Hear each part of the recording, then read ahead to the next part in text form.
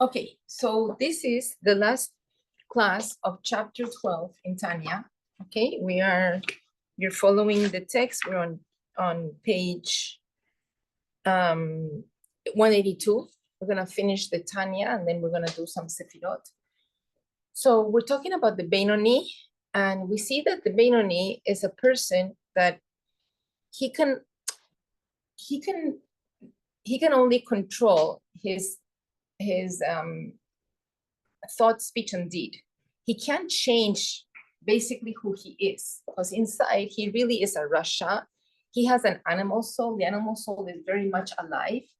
And we're gonna see that the animal soul, in the Beinoni, which is the seed of it. The animal soul is the seed, is the left ventricle of the heart. Left ventricle of the heart. That's where the animal soul is.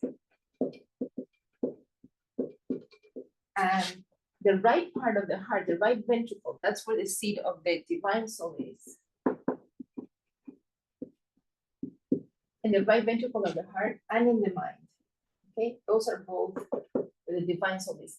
In the Beinoni, he does get the urge. There are impulses that are sent for his brain to think, to want to say something, to want to act on something that is improper. Okay, he does get the urges. This he's not free from. But we have said many times, the first thought, that is not considered cognitive thought or conscious thought. Okay, he does not allow this urge, which is like a subliminal, okay, a subliminal urge, a subliminal thought, right? That we have explained many times, that is exactly as when we get a phone call intercellular. I'm not responsible of who is calling. There has to be a millisecond of a judgment call. That's why we have Bechira. We have Bechira, right? Freedom of choice. Exactly because we don't have to listen to the animal. That's what it means to be assertive as a human being. And Bechira, freedom of choice, is so important that nobody should ever take away or curb somebody's freedom of choice. Okay, because this is what makes us human beings, what allows us to distinguish us from the animal kingdom, right? We're not just instinct.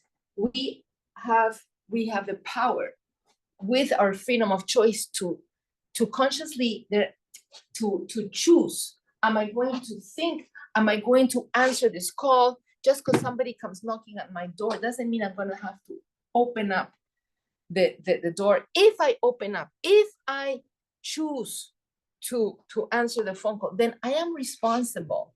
If I choose to take this urge, this first thought, subliminal thought, and think about it, then I am responsible for thinking things that are improper. And that's why, because Hashem has given us Bechira, there can be judgment, right? There will be judgment, there is judgment. Rashi says Hashem judges us every second, right? Some say they judge us at night, some say they judge us at the end of our life, some say they will judge us at the end of time when Mashiach comes, but there is judgment. There can't be judgment if I don't have Bechira. Because if I am just instinct, then I can be judged for thinking like an animal. But because Hashem has given us Bechira, then we have that power. So 182, it says, furthermore, even in the mind alone, with respect to sinful thought, the evil meaning these urges from the animal, has not the dominion and power to cause him, we're talking about the Beinoni, God forbid, to think such thoughts consciously, right? We said there's a difference between subliminal thought and conscious thought. Conscious thought is when I actually think about it. To cause the mind to accept willingly God forbid, the evil thought that arises of its own accord. Look what the language is so incredible, because the Alter Rebbe sometimes took, even as Rabbi Jacobson says, sometimes even 3 weeks to choose one word. So they're saying the urges, these are coming by their own accord. I don't have to do anything for them. They will just appear. So I have to be able to recognize where it's coming from, right? Unbidden. It says, I didn't do anything for it. From the heart to the mind, as explained above. Evil thoughts will occur to him involuntarily because the evil in his heart craves evil. The animal is an animal, okay? And it wants animalistic pleasures. It wants physicality, okay? However, the evil does not have the final say on what he will let his mind accept willingly. The Beinoni conscious mind is dominated by the divine soul. Okay, I think we're all together here. Okay, let's read something. Okay. Instead, immediately upon the thoughts arising to the mind, I'm gonna just lower the air 1 second. It's really hot.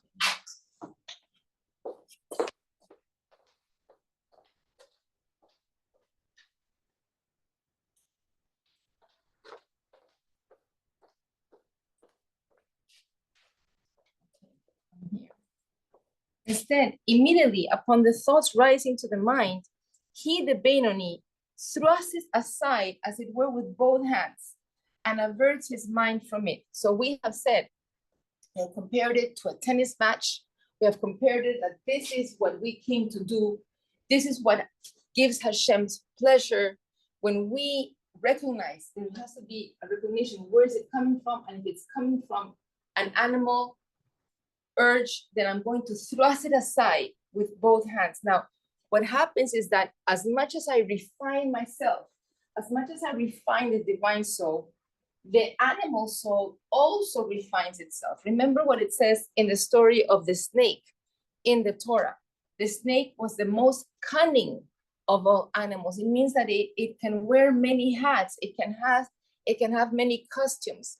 So as much as I refine myself, there's Hasidic stories where they say that a Rebbe will tell his student that the animal urge in us can even come dressed as a Hasid.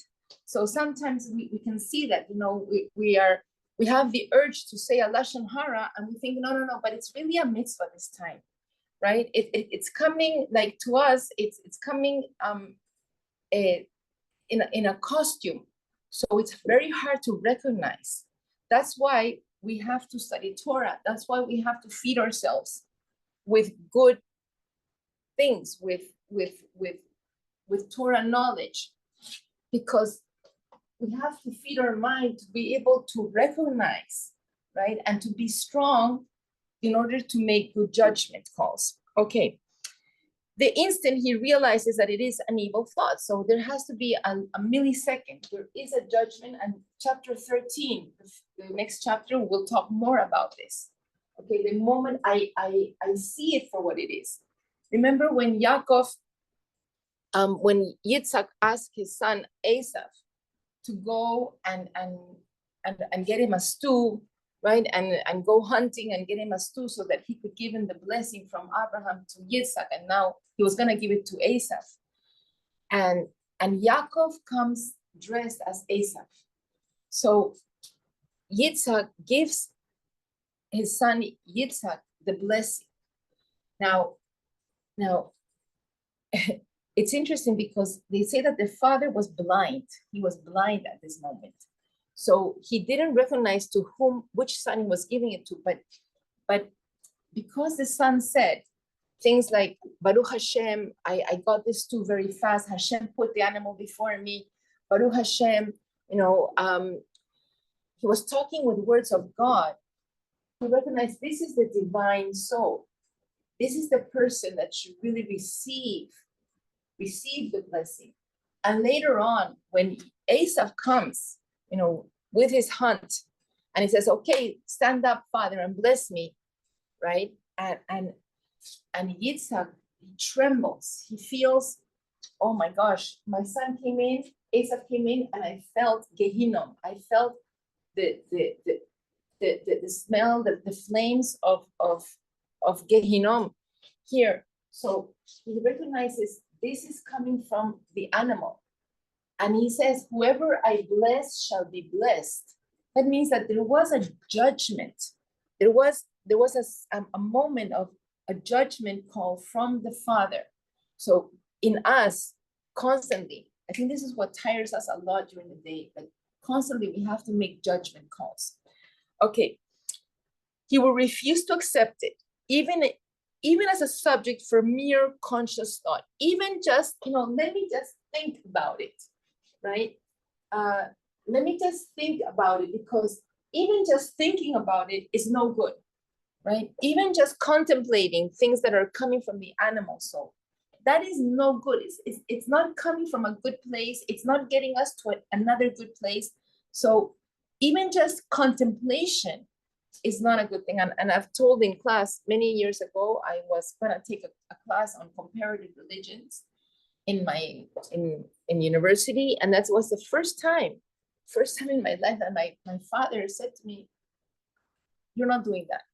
My father brought me up very independent, but he said, "There's no profit is going to come from that." So even to contemplate things from the animal, it really has no profit. Okay, or not even to contemplate or even to speak of it.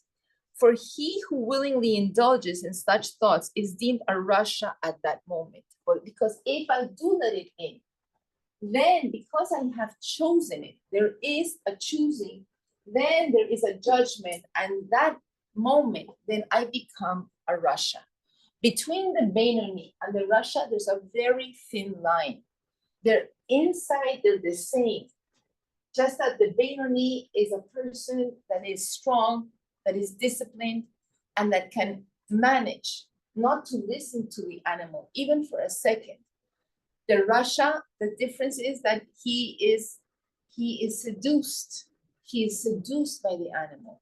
Let me tell you this opinion. Let me sway you over to my side. You haven't seen my perspective, right? And all of a sudden, he finds himself thinking and talking and behaving like an animal. Okay. 183. While the Beinoni is never wicked, even for a single moment, obviously then the Beinoni would not willingly entertain evil thoughts. The discussion of his mastery over his animal soul has thus far centered on matters pertaining to man's relationship with God. It now moves to another area. So not only in matters between us and God, right? Now they're going to talk about the Beinoni between matters of man and man. So too in matters between man and his fellow man. The Beinoni will not grant expression in thought, speech, or action to any evil feelings towards his fellow, right? As soon as there arises from the heart, and this is the interesting thing, is that from the animal, the urges start at the heart and go to the mind. From the divine soul, it's the other way around. It's from the mind, it will direct the heart what to feel and what to think, right? As there's a very strong story told by Yemima Mizrahi, and she says that once she gave birth to a very sick child. And in the hospital, as soon as she had given birth, she didn't want to see the baby. She refused to see the baby. Until she says God sent her an angel in the form of a nurse. And the nurse came to her and told her, come. And she didn't want to, but she came, like almost forcefully. And the nurse took her to the baby, where the sick baby was. And the nurse said to Yemima Mizrahi, this is your son, now love him. And she says that all of a sudden, this wellspring of love, of emotions just poured forth for this child. So from the divine soul, it's different. It's not from here. I don't want to face this. I don't feel like I don't have any love for this child, right? What the nurse said to her is, using the brain, this is your child. You are the mother. right? And now loved him. So now she understood, she came to face with the reality. And then she gave way to her heart, now opening up with all the emotions. And that's the way that the divine soul feels, or functions. Okay. So in matters between man and man, as soon as there arises from his heart to his mind any animosity or hatred, God forbid, or jealousy, anger, or a grudge, and the like, all things that are prohibited by the Torah, he will bar them from his mind and will, refusing even to think of them. So if I want to bear a grudge, if I want to hate somebody, if I want to be angry, if I, into to another person, once I recognize this is anger, this is a grudge, right? By knowing the Torah doesn't want me to think like that, doesn't want me to behave like that. So he controls himself. That's why the Beinoni is a realist, is a very disciplined person. And on the contrary, and even he's gonna go to the opposite direction. On the contrary, his mind will prevail over and dominate the feelings of his heart to do the exact opposite of that which his heart desires. So not only is it neutral, here we're saying, I have an impulse from my heart, I'm gonna bar it from my mind. So it's like pretty much in neutral. I'm not going forth. But here it's saying something quite the opposite. It's another level. There is an urge of the animal to think or to feel or to say something negative about another person. And not only am I going into neutral, I'm not just gonna bar it from my mind or from my speech or my action. I'm gonna go 180 degrees, not only not to do something negative, but I'm actually going to do something positive for that person who, by instinct, I should hate. I should have a grudge. So it's a very high level, right? So, namely, to conduct himself towards his fellow with a quality of kindness, as opposed to severity. From severity is when we get angry, when we bear a grudge. It's all coming from severity, from Gevura.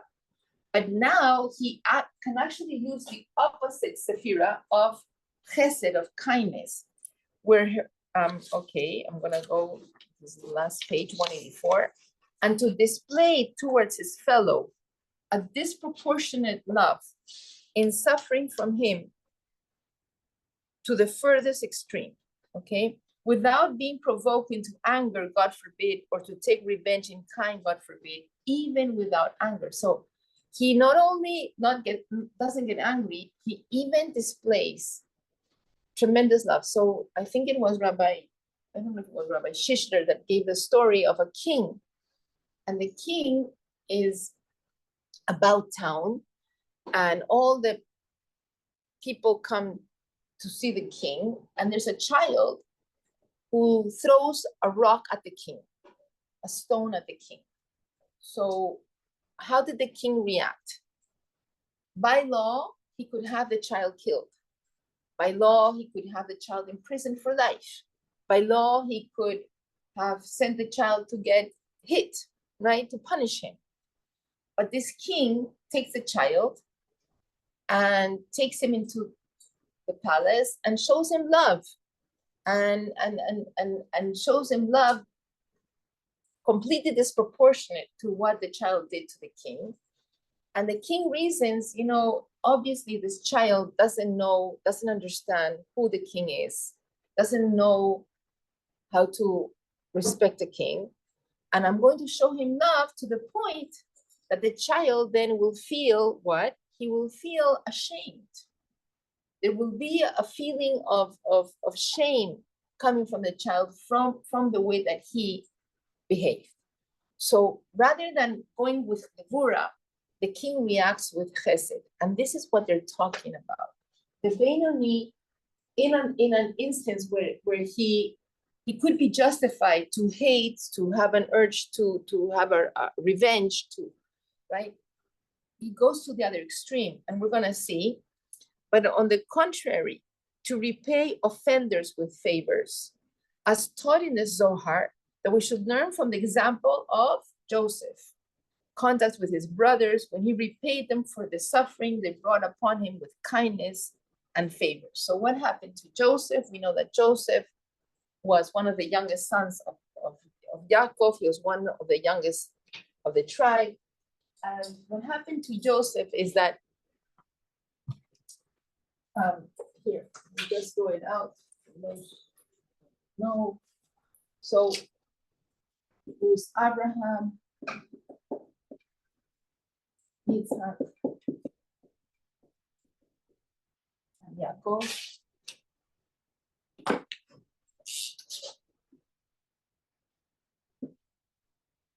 So Joseph was one of the youngest sons, and there were 12 in all, 12 tribes. And Yaakov taught Joseph more secrets of the Torah that Hashem had given Abraham, had given Yitzhak, more secrets of the Torah to his son Joseph than the other brothers. He gave Joseph a coat of colors that he didn't give his other brothers. And what did the brothers think? The brothers thought, oh my gosh, look at our family history. Abraham had 2 children, right? One was Ishmael, and the other was Yitzhak. And the blessing that Hashem gave to Abraham, he only gave it to Yitzhak, and he left Ishmael out. And Yitzhak had 2 children. One was Esau, and one was Yaakov, right? And Yitzhak gave this blessing only to his son Yaakov, and he left Esau out. And we believe that Joseph is trying to get on our father's great side, good side, so he'll keep this blessing from Abraham, Yitzhak, and Yaakov for himself, and it's going to keep us out. But we know that we're all tzaddikim. So Joseph was judged to be a menace to the Jewish people, because the blessing really had to come to all the tribes. And that's why they judged him for bad, and they judged him to kill him. They actually put him in a pit with scorpions and serpents. And then they sold him as a slave. And Joseph had a terrible life, right? For 22 years, he was estranged from his father, from his brothers. He was sold as a slave. Then he was accused, falsely accused. He was thrown into prison. So 22 years later, when he again sees his brothers, and the brothers don't recognize him, but he recognizes his brothers, right? We could have understand how Joseph, now that had the power to really seek revenge and to really punish his brothers for what he did, and he had all the power in the world to do it, he could have done it. In fact, when his brothers realized who he was, they said, please forgive us, we're ready to become your slaves. And how does Joseph repay the bad that his brothers did? He said, am I God? You intended bad for me, but obviously Hashem sent me here as a messenger to protect you because of all these years of famine. So not only am I not going to do bad to you, but he actually treated them well. He gave them the best of the land, Goshen, right? He protected them. He gave them the best of the land. So even more so, even when 17 years later, when his father died, because the brothers reasoned when Yitzhak died, perhaps our brother was nice to us while our father was alive. But for sure now he's going to seek revenge, right? Because that's what a normal person would do. So after the father died, right, they go to Joseph and they make up a lie. They say, father said, please forgive your brothers. Please don't be mean to him, to them. Don't. And Joseph started to cry and said, you know what, I would never do that. So from Joseph, we learn, not only do we have the capacity not to seek to do bad to somebody in this world that has done us bad, but we can actually return the opposite feeling. So it's not only to go to neutral, we can actually change the urges of our animal from negative to something positive, right? And we see that also with children. Sometimes a mother, a father, we're with a child and the child acts up or shames us in front of the public or something he does. And perhaps the urge is right there to punish the child or to be angry at the child or not to speak to the child. But we can reason and said, even though I feel like that, I can act totally in the opposite way. I can show my child love, right? Unconditional love. So this is what they're talking about. Okay. Thus, in his relations with his fellow man as well, the Beinoni does not permit the evil in his heart to express itself in thought, word, or deed. It is thus understood from this chapter that with regard to the practice of the divine soul, the Beinoni is his only master. He neither thinks, speaks, nor does anything forbidden, but acts only in accordance with Torah and mitzvot. As regard his essence, right? His essence can't change. However, his intellect and emotions, he has another master as well. His animal soul is still powerful and it can and does arouse evil desire in his heart. Okay. All right, so we finished chapter 12. Okay, I hope you liked it. And we're gonna go on to the Sefirot. Any questions in this? We go on.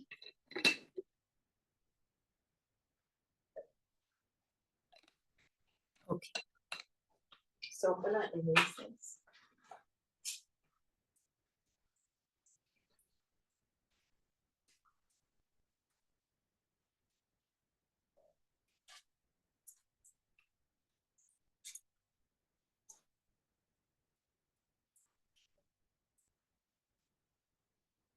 Okay, so we're in the Sefirot, and I'm going through this book, and it's to me it's very fascinating. First time I read it, and it goes into not only the conscious Sefirot, but it goes into the subconscious Sefirot, which is I'm going to explain part of Kesef. So what I like about this book is that it gives examples, it gives little stories. Okay, so this is a story. Talking about a character, his name is Sol. Sol is a highly successful lawyer. He's a partner in a large, well-known law firm with top-tier clients. So he's very successful in his work. He works long hours in a high-pressure environment and is paid handsomely for his efforts. So he's very, he does very well in his business. He's a high-paid lawyer. In addition, he serves on the board of a few corporations and is sought after as a speaker at conferences and other high-profile events. So we see, he does very well. He's a high achiever, although he has a loving family. So he also has a family and lives in a beautiful home, a neighborhood. He rarely has the time to stop and enjoy his lifestyle. So we see Sol is a high performer, high achiever, yet what is his downfall, what is his problem is that he doesn't have time, or he really can't seem to find enjoyment in what he's doing, okay? Even while on vacation, he typically answers a multitude of phone calls, emails, and texts, responding to all the crises that come up. So even on vacation, he's on. Sol is a stereotypical type A personality, a hard-charging achiever who appears to thrive in an intensely competitive environment. He's able to push himself with great stamina to accomplish more and more. So he is very, very driven. Every day he wants to do more and more. He achieves. However, he has begun to be aware of a general dissatisfaction in his life. In his constant struggle to achieve, he feels that he has lost the ability to actually enjoy his own accomplishments and successes. So even though he's achieving what's wrong with this picture? You know, it looks so pretty for the picture. He has a great job, he has a great bank account, he has a great house, a great family, but there is something inside of him that he's not enjoying, right? The endless treadmill of work has sapped his strength and created an environment that is stressful and devoid of pleasure. In fact, this phenomenon of overextension is highly prevalent in today's society, the effects of a more challenging economy. Okay, so the constant barrage of emails, right?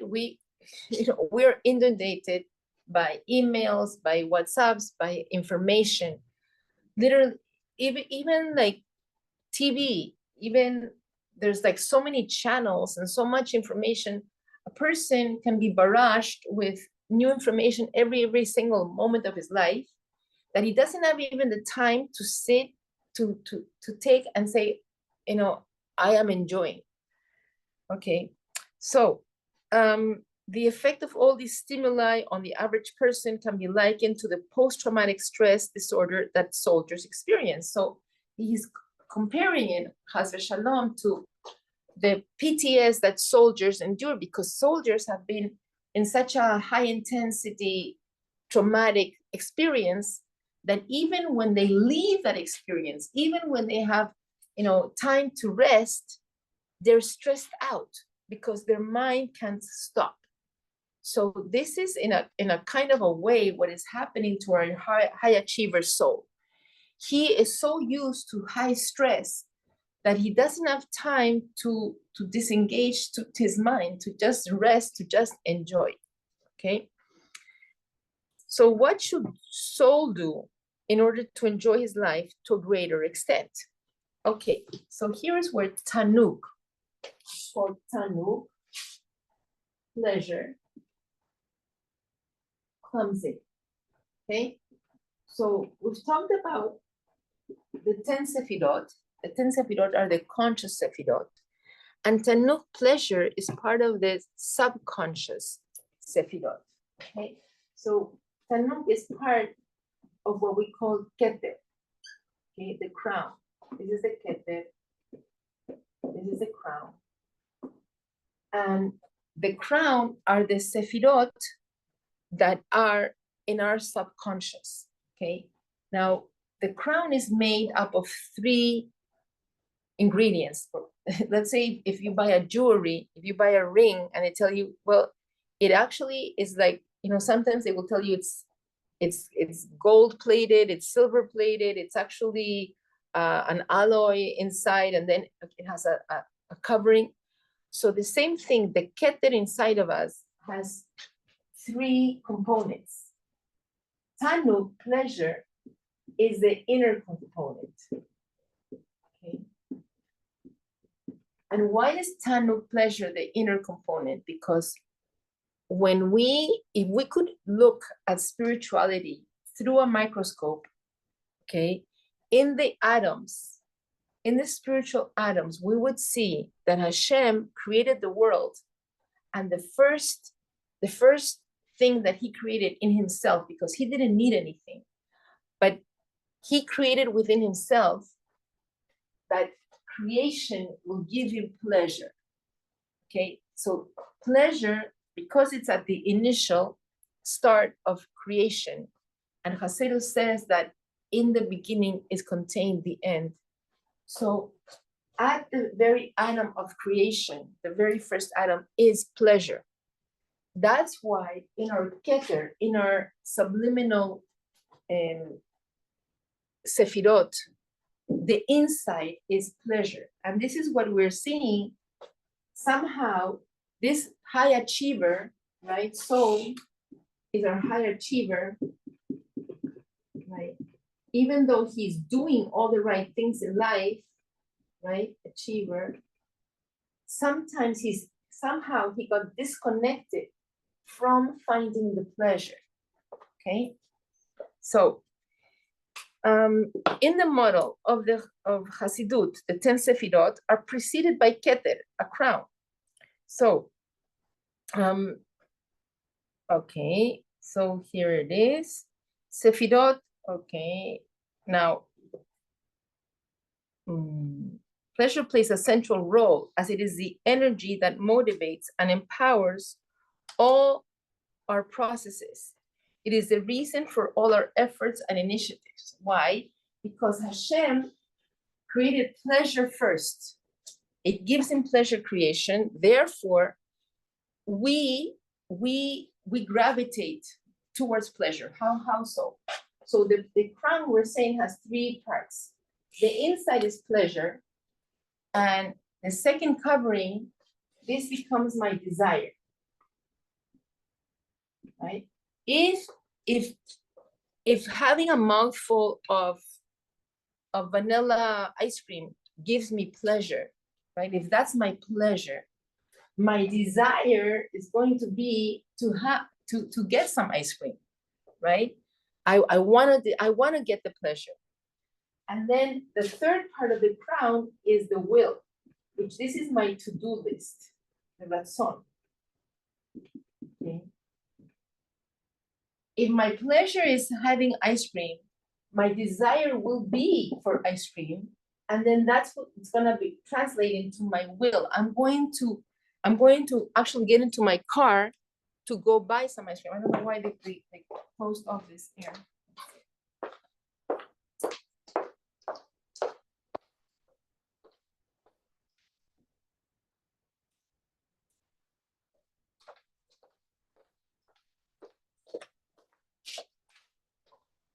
Okay, so here we are. All right, now they're gonna go further into this, okay? A person will experience a loss of purpose. Without pleasure, we're gonna lose our purpose, we're gonna lose our will, because everything is radicated into the pleasure, okay? It's, I often tell the story of my first pregnancy. My first pregnancy, when I got pregnant, I couldn't find the pleasure. I couldn't find the pleasure in gaining weight. I couldn't find the pleasure in my clothes not fitting me well. I couldn't find the pleasure in being tired all the time, in having to sleep extra hours, in not being able to do all my exercise. So I couldn't find the pleasure. Well, Hashem, it turns out, I lost that first pregnancy. Okay, and it was very, very traumatic. But what do you think happened the second time I got pregnant? Right? The second time I got pregnant, oh my gosh, I'm gaining weight. That's so wonderful. That's so amazing. That means that I have a baby inside, right? Oh, my clothes don't fit me. That's wonderful. Now I need pregnancy clothes. That's so amazing, right? Oh, I have to sleep, I have to sleep extra hours. That's amazing. So I found the pleasure in everything. So when we find the pleasure in something, right, everything becomes more alive, more easy. And we're gonna see that really the trick to life is not to seek what gives us pleasure, rather to find pleasure in what we're doing. Because pleasure is like trying to find, the pot of gold at the end of the rainbow. Right? If I think that pleasure is outside of me, I have to do this, I have to take drugs in order to be happy. I have to, lose 10 pounds in order to be happy. I have to win the lottery. If I think that pleasure is outside of me, that's going to be elusive. I'm never going to find it. Rather, if I can find the pleasure, because it's in the spiritual atom of everything that we do, right? I can find the pleasure if it's a sunny day, and I can find the pleasure if it's raining, because, oh, wonderful, I can, clean up my house. I can read the book that I've been wanting to read. I can bake my challah because it's raining.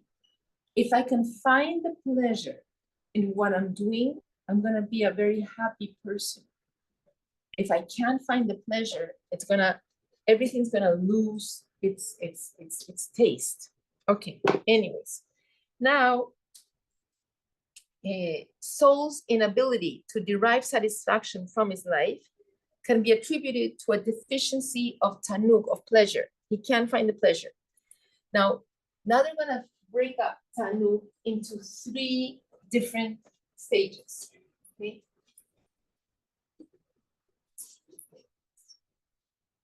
So they're gonna say there's 3 kinds of pleasure.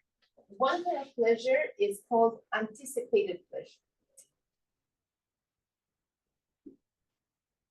Anticipated pleasure. Now, this kind of pleasure is a very high level, because anticipated pleasure is like when you see a little child, or when we were little children, and they're anticipating their birthday, right? My birthday is going to be in 6 months. My birthday is going to be in 3 months. And my birthday is in next week, right? How does a child feel? When they're anticipating their birthday, they are so happy, right? It's like a big simcha. And really, that simcha can even be greater than the birthday itself. Because perhaps the day of the birthday, oh my gosh, mom invited a little friend that I don't like in the classroom. Oh my gosh, and the child that has been anticipating this birthday for 6 months now has a long face the whole birthday, right? Or they didn't get the candy they wanted from the piñata, so they're crying on their birthday. No, so anticipated pleasure is very, very different from what he's gonna call actualized pleasure.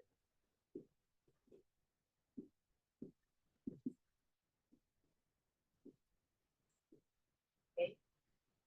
Anticipated pleasure is like when we're anticipating, I know a person, they're renovating their house, and the anticipation was like, wow, I'm gonna make this, and I'm gonna do that, and I'm gonna put these doors, and I'm gonna do that. And they were so happy, and they were so energetic, and it was like so vibrant. And then what happened is that as the project went going, oh my gosh, this worker didn't do what I wanted. The doors didn't come out like I wanted. The lighting didn't come out I wanted. They cheated me on this. And so anticipated pleasure, as we can see, because it's all about potential. Okay? It's all about potential. Is immense. It's great, great, great, because we can imagine anything, right? And our mind tends to imagine amazing things. And this comes from the big right side of our brain, right? Where all possibilities are like unlimited, right? Even we can anticipate going on a trip right now, and oh, my trip is gonna be like this, and it's gonna be like that, and we're so happy just thinking about the trip. And then what happens on the actual trip? Oh my gosh, I lost my airplane. They didn't treat me right on the airplane. There was a series of events that could happen that will fall short of our anticipated pleasure. Same thing happens when we buy something. I'm gonna buy a new dress. I'm gonna buy a new dress. I'm gonna buy a new purse. I'm so excited, so excited, so excited. Finally, we buy it, and then when we wear it, it's not so much as it's not as great as I thought it was gonna be. I don't feel as great. So anticipated pleasure, we can see, because it's potential, it's amazing, and it's a great. If we could measure pleasure, it's a great amount of pleasure. Okay, and this is the initial pleasure. It's gonna have another name. Okay. Anticipated pleasure. On a very basic level, it can be said that will is motivated by pleasure. Okay.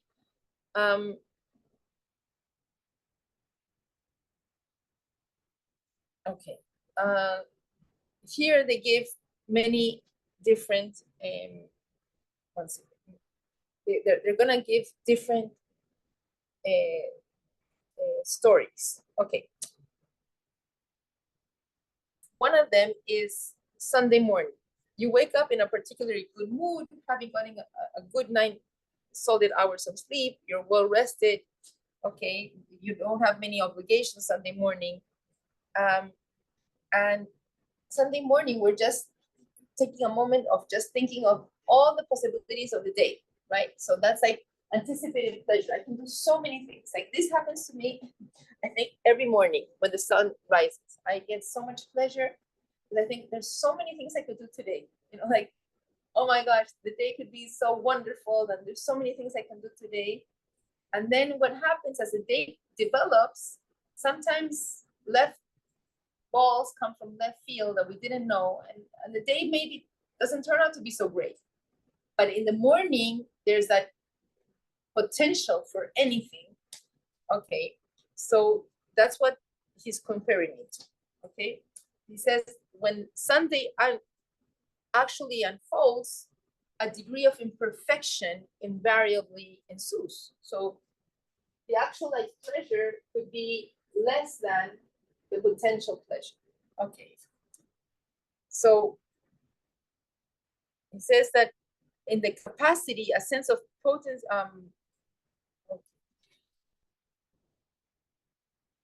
Okay.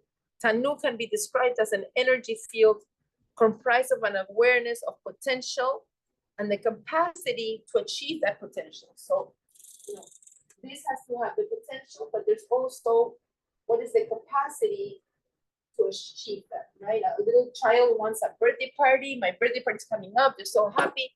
Okay, but what is it that I can actually do for that day? Okay, so because spirituality is the spirit of the Torah. The stories on the Torah, we can see it at both levels. So there's the story he offers the story of the Torah, where Yaakov, right, having run away from his brother Esav, he runs to the city of Laban, and he sees some shepherds, and he asks them, "Do you know Laban?" Now, Laban is his mother's brother, is Rivka's brother. And Laban, is Laban in Hebrew is a color white. But actually, I always wondered about this story because this person, Laban in the Torah, wasn't such a white person. He was a cheat. He tried to kill Yaakov's children. He tried to cheat him many times not to pay him what he owed him. So he actually didn't look too white to me. He looks more like black. But the author is offering, do you know Laban? He says that Hasidus takes this question in an esoteric level, and he's talking about Laban, a mystical world that is called Laban Elyon. I'm going to say it. So Laban Elyon is a supernal white, and it's talking about this anticipated pleasure is the world, the mystical world of Laban Elyon, where the color white, it says that in light, the color white comprises all the other colors, right? The color white in pertaining as light has all the colors. So before Hashem made all the other colors, there's the color white. And that is compared to the anticipated pleasure. Before things materialized, when Hashem thought about the world and the pleasure that this world, when we're gonna make a home for him here in this world, this is us human beings, it gave him in potential this amazing, amazing degree of pleasure. And this is coming from Laban Elyon. Okay? All right. So what is Laban Elyon? Laban Elyon describes a spiritual level that manifests a complete unity. It's before things materialize, before they compartmentalize. At this level of godly revelation, the 10 Sefirot have not yet emerged. So there's no chesed, there's no gevura. It's just all in potential. In Laban Elyon, the Sefirot exist only a potential state. Okay. The color white is a manifestation of all the other colors of the spectrum fused together in an integrated state. So by alluding to Laban el-Yon in his conversation with the townspeople of Haran, Yaakov is attempting to sensitize them to the mystical connection between this world and its origin of Laban el-Yon. At this level, the details of the world are blended together, they're amorphous, just as a white blanket of snow. Now he gives us another simile, like when the snow covers the world, right? When we see the snow covering the world, we don't see all the details. We don't see that this is a mountain and that this is a house and that this is a car. We don't see any of that. When we look at snow covered, fresh snow, it looks so peaceful because it's something that is covering everything and that no details are really seen. We don't even know the tree is underneath or how tall is the tree, right? And that is compared to that anticipated pleasure because we're not seeing really, we're not getting caught up in the details. We're not getting caught up in the imperfection because we live in an imperfect world. Okay? So, another symbolism that he's gonna give, the symbolism of the color white, representing TAANUG, representing pleasure, can be illustrated in another analogy.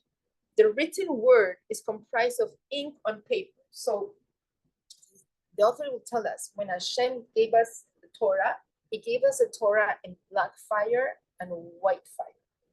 Black fire are the letters, okay, of the Torah, and white fire is like the parchment, is a space between the letters. Now, Rabbi Akiva tells us there's much more meaning, there's much more to decipher from the white spaces than even the letters themselves. So the letters themselves are actuality, are what we do, we live. But the white spaces, right, are the potential.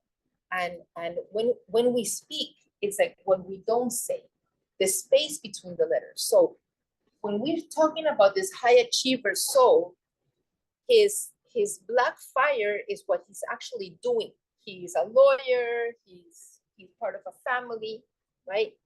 But the white space is the time to just think and enjoy, right? To just be. It's not about, I'm not happy because of what I do. I'm just happy.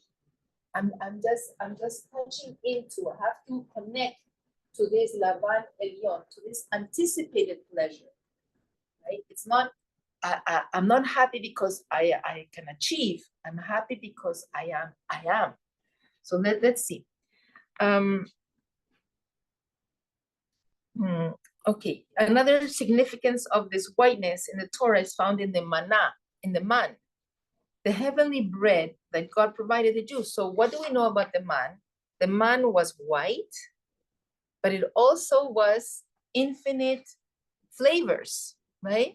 It was like potential because it could taste as anything. Now, what limited that potential was the person, how much or what flavor did they choose? What flavor of the day did you choose? It's like going into an ice cream store and there's so many flavors, but which one are you gonna eat? That's gonna define a specific one. But there's a plethora of flavors. So anticipated pleasure is talking about the many, the potential, okay? And like the man had a potential to be any taste. I once read a commentary that said, what was the chesed that we did in the desert? Because Hashem was giving us the man, so everybody had their portion. It wasn't like one person was rich and one other was poor. But a commentary was that some people had tasted different foods in Egypt. So the chesed that they did in the desert was that they would tell people about different foods so that they could savor different flavors in the man itself. That was a chesed that we did for each other, okay? All right, so now they're gonna give another parable. So they have compared it to the white fire and the black fire. They have compared it to man, they have compared it to snow. And now they're gonna say actualized pleasure, they're gonna compare it, whereas anticipated pleasure precedes the workday or work week, Shabbos represents the pleasure that comes at the end of a week, the satisfaction of a job well done. When Friday night arrives and we sit down for the first time after the hustle and bustle of the week, we may say, oh, I arrived, right? The sign of satisfaction. Shabbos is a day of rest from the work week. It is the rest that comes after 6 days of challenge. Okay, so in addition to the sense of pleasure in letting go of this work, Shabbos is also a day for doing pleasurable activities on both a spiritual and material level. Okay, so Shabbat is called a day of pleasure, right? The sense of pleasure permeates all the aspects of the day, even it imbues physical activities with the pleasure. And here he tells a story. It's an interesting story. It says there's a story of a non-Jewish king who was invited to experience Shabbat, and he enjoyed it so much that he said to his subjects that he wants to institute a new law in the kingdom. And every day of the week will be Shabbat, right? So this new non-Jewish king, he said, oh, I love Shabbat so much, right? I love this pleasure so much that I want every day in my kingdom to be Shabbat. Unfortunately, he discovers that he's unable to replicate the Shabbat experience in his kingdom on a daily basis. There's a unique quality of the day of Shabbat that transcends ordinary logic and rationalization. The king failed to recognize the missing ingredient, the transcendent energy of TAANUG that only descends on Shabbat Kodesh. So what is the pleasure that we are experiencing on Shabbat? So this author says that the pleasure of Shabbat is actualized pleasure because it's a pleasure that is coming after 6 days of work. Hashem says, for 6 days you will work. And it says, whoever doesn't cook for Shabbat will have nothing to eat for Shabbat. So Shabbat is a day that we are receiving the satisfaction from the other days of the week. Okay. The transcendent level is so potent that even the mundane pleasures of the world, such as eating and drinking, are transformed into godly experiences and pleasures of a higher order. Okay. So, now he says that TAANUG refers to godly pleasure that precedes creation, where all the subsequent levels of expression, including the 10 Sefirot, exist only as anticipated pleasure. There's a pleasure called the atik, the olden days, implies to the past, dimly remembered at the process of the entire creation. So he says that he compares it to a baby in a womb. While the baby's in the womb, it exists as a part of an extension of the mother's body. All its needs are met because the baby is nourished within the womb. At this stage, the baby is totally satiated and whole with no sense of need. So they say that at this moment, psychologists say that a human being subconsciously may yearn for those days, that we subconsciously are thinking how I would like to go back to that moment in my mother's womb when I didn't have to decide, when my mother just fed me, when we did whatever my mom said, right? Subconsciously, perhaps we are yearning for those atik, for those olden days, right? Thus in TAANUG, in pleasure, there has not yet emerged a role for something to do because there's no need. Atik Yamim harkens back to these olden days, the level of transcendence and unity that existed before I was a distinct entity from my mother. So for this reason, it's saying that Shabbat is predominantly a passive experience, a letting go of the pleasure to perform and to pursue an agenda. On Shabbat, we can go back to a sense of security and acknowledgement, knowing that Hashem is sustaining us. So it's like a moment of going back to the womb of my mother or to the days in the desert where Hashem sustaining us, right? Because Hashem says, you know, I will sustain you on Shabbat. So this passive aspect of Shabbat is also reflected in the manna. The Torah states, and God blessed the seventh day. Shabbat was blessed with the manna. This seems puzzling as Shabbat was, okay. So here, now I'm going to leave it here for this class, but what we see is that pleasure, right now, he's explaining there's two types of pleasure. There's the anticipated pleasure when everything is in potential, and then there's the actualized pleasure where it's about what is actually happening, what I have achieved. And this, there could be, it's a diminished, it could be diminished from this anticipated pleasure. But to go back to the original story, our high achiever soul, right? He's busy doing, but he has somehow disconnected himself from finding the pleasure in what he's doing, right? So just to, we're not robots. We're not just here to do, right? We are here also to understand that Hashem has put us in this world for a reason, right? And we have to go back to this initial pleasure. And that's why it's, as we said before, it's not about when I will achieve, then I will be happy. Rather, I need to find the happiness in exactly what I'm doing, where I am. There is a pleasure that I need to discover right here.